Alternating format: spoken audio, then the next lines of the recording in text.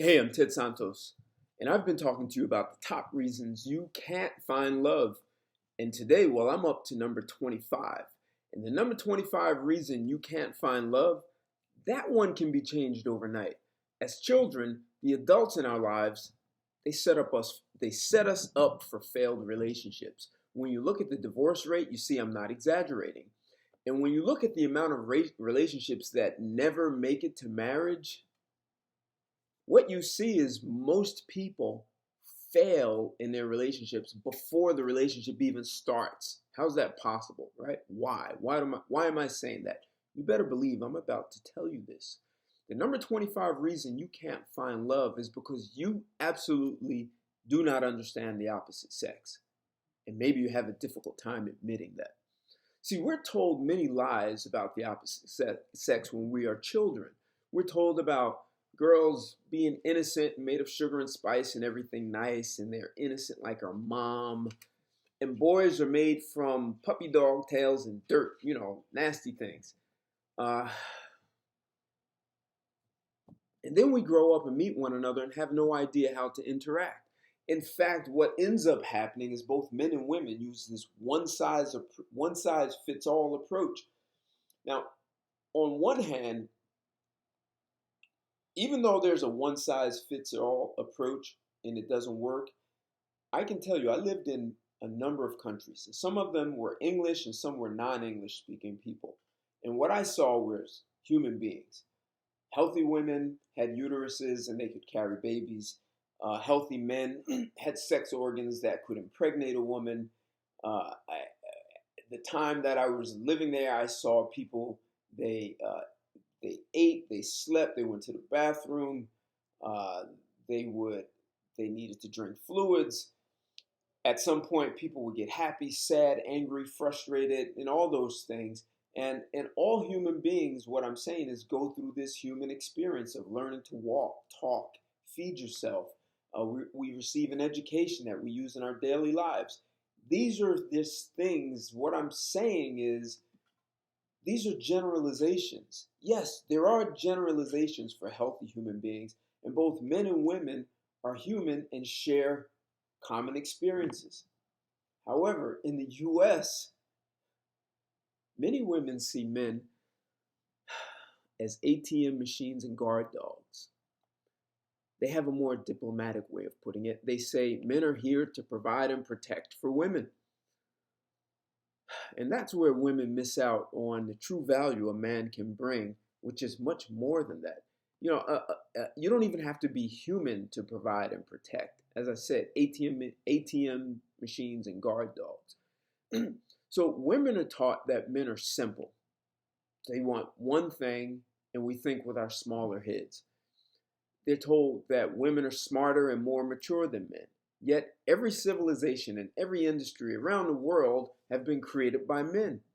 How intelligent do you have to be to go to a land that's just raw, start with nothing, and you go from planning, financing, educating, and employing people to build cities, towns, commerce, entertainment. And it's all done to make the lives of women safer and easier. Except women pretend as though men have done nothing in society. We contribute nothing. All of this could have been done without a single man.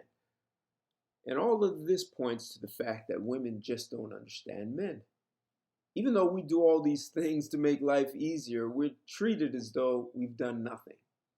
At the same time, men face a rude awakening when they learn that women are not innocent. They have equally desirable thoughts about sex as men. Society just tells her to hide that. They also find that women cheat.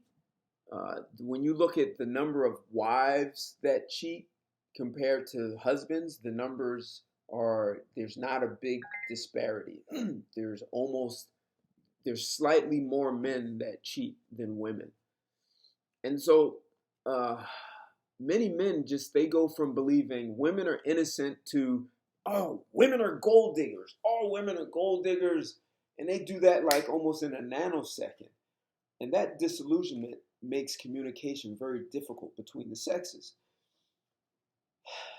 And it doesn't help when women are told that there's a battle of the sexes and they should compete against men. Uh, Women also are not taught how to communicate with men. Men are expected to just know what a woman wants, and that causes men to check out and just say, "Yes, dear." Perhaps one of the biggest differences is in the way men and women are raised. Uh, Boys are taught clear consequences for their behavior. Girls are not. Some of you might dispute that.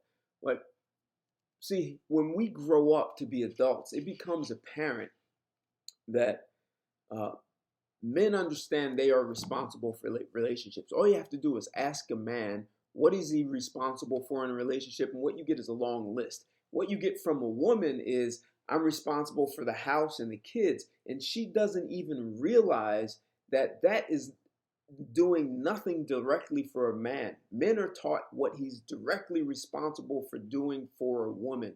Women talk about kids and a house. There's nothing that she's doing for him directly. And when she get the most that she may come up with is food and sex, and those are mutual. Like those are mutual. That woman was going to cook or go eat anyway, and sex is mutually pleasurable. I already did a video on that. If you're not getting pleasure out of that, shame on you. So the problem is there are no consequences when a woman uh, does not know that she's responsible for something. She's rewarded anyway. So, and outside of food and sex, she's like unaware of what a man needs. And the problem, as I said, no consequences. Ultimately, we're not taught how to deal with human beings.